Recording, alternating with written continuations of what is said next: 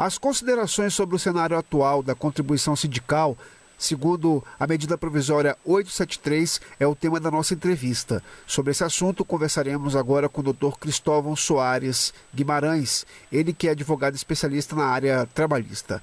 Olá, doutor Cristóvão, tudo bem? Como vai? Tudo bom? Tudo ótimo. Doutor Cristóvão, como é que o senhor avalia o cenário atual da contribuição sindical? Bom, a contribuição sindical foi uma das mudanças importantes introduzidas pela chamada reforma trabalhista, que houve uma alteração bastante significativa, né, da contribuição sindical. Também era conhecida como imposto sindical, deixou de ser obrigatório e passou a ser facultativo, dependendo de uma autorização prévia específica do trabalhador. Uhum. Então, é essa alteração e que é o objeto principal dessa medida provisória 873. O que aconteceu, né? Qual é o mote dessa medida 873, na minha opinião, né? Com essa alteração, algumas corporações, alguns sindicatos tentaram, de alguma forma, driblar, tangenciar essa nova previsão legal e tentando estabelecer, através de normas coletivas, outros tipos de contribuições, com outras denominações, de modo a de alguma forma, garantir a obrigatoriedade da manutenção, da obrigação de uma contribuição sindical, né? Uhum. E essa medida provisória, no meu entendimento, teve essa intenção maior de coibir isso, de deixar claro que a contribuição sindical ela é facultativa. Qualquer outra contribuição que vier a ser estabelecida, mesmo através de assembleia das categorias profissionais ou econômicas, elas deverão ter esse mesmo tratamento, ou seja, esse caráter facultativo e com a necessidade de uma autorização prévia específica do trabalhador. E com a novidade dessa medida provisória, né? Porque, na verdade, essa obrigação já estava prevista na reforma trabalhista. A novidade é que, além disso, a medida provisória impede o desconto dessa contribuição, mesmo para aqueles que a autorizarem, através da folha salarial, né? Estabelece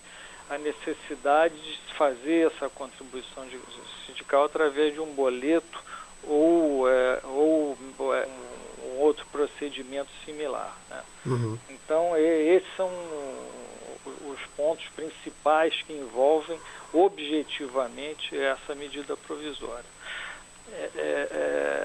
Uma invasão, digamos assim, de medida, porque uma coisa é a contribuição sindical, outra coisa é a mensalidade sindical daquele trabalhador que se associa voluntariamente ao sindicato, né? O trabalhador que se associa voluntariamente ao sindicato, ele está sujeito àquelas previsões estatutárias do sindicato para efeito do pagamento daquela mensalidade. Entendeu? Então, eu acho que uma coisa é a contribuição sindical, outra coisa bastante diferente é a mensalidade prevista nos estatutos dos sindicatos para aqueles que voluntariamente se filiam aos sindicatos, né? A própria medida provisória, né, de certa forma, ela permite essa interpretação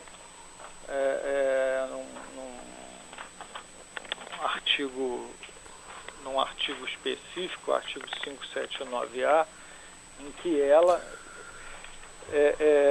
estabelece que podem ser exigidas somente dos filiados do sindicato a contribuição confederativa, a mensalidade sindical e as demais contribuições sindicais, incluídas aquelas instituídas pelo Estatuto do Sindicato ou por negociação coletiva.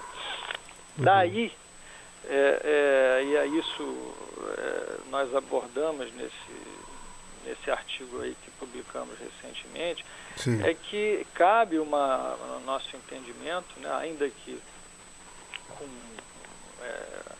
com um campo bastante grande para controvérsias, interpretações diferentes sobre o tratamento que se deve dar aos associados dos sindicatos, aos filiados aos sindicatos e aos não filiados aos sindicatos.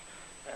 Em relação o que não há dúvida é que em relação à contribuição sindical, isso não há mais dúvida, desde a reforma trabalhista e desde a decisão do Supremo Tribunal Federal. Ela é facultativa, só pode ser cobrada com autorização prévia expressa e na forma da medida provisória através de um boleto. Agora, em relação à mensalidade sindical e também até em relação a outras contribuições, taxas negociais que forem estabelecidas em assembleias com quóruns legalmente estabelecidos na lei, é possível uma discussão em relação principalmente aos associados do sindicato.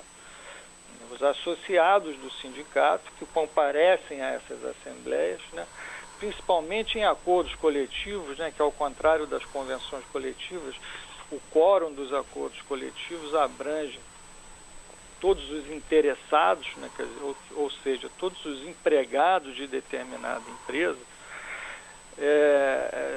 Se uma assembleia, né, com um quórum legal específico, qualificado, aprova formas de contribuição facultativa ou não para associados, por exemplo, ou qualquer outro tipo de contribuição facultativa ou não para associados, é possível, sim, no meu entendimento, sustentar a legalidade dessas deliberações feitas regularmente em assembleias para os associados, para os filiados dos sindicatos. Ok. Diferentemente dos não filiados, que aí ficam sujeitas à regra específica prevista na medida provisória, que é a da autorização prévia obrigatória e com pagamento mediante o boleto. Perfeito. Então, eu acho que essas são as questões principais aí que eu coloco em relação à medida provisória. Certo. Podemos passar por alguns pontos principais sobre esse seu artigo e as questões que envolvem a medida provisória, né? Doutor Cristóvão, eu queria muito agradecer então a sua participação, pelo tempo disponibilizado para nos atender. Muito obrigado pela sua participação, doutor. Eu que agradeço, fico inteiramente ao dispor. Obrigado.